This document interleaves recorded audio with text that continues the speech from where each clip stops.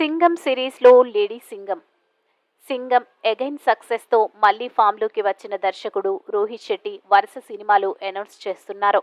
ఎప్పుడు సెట్స్ మీదకు వెళ్తాయన్న క్లారిటీ లేకపోయినా క్రేజీ కాంబినేషన్స్లో బిగ్ ప్రాజెక్ట్స్కి ప్రిపేర్ అవుతున్నట్టుగా రివీల్ చేశారు. తాజాగా ఈ లిస్టులో ఓ లేడీ ఓరియంటెడ్ మూవీని కూడా అనౌన్స్ చేశారు రోహిత్. సింగం అగైన్ సక్సెస్ బాలీవుడ్లో కమర్షియల్ ఫార్ములా సినిమాలకు కొత్త జోష్ ఇచ్చింది.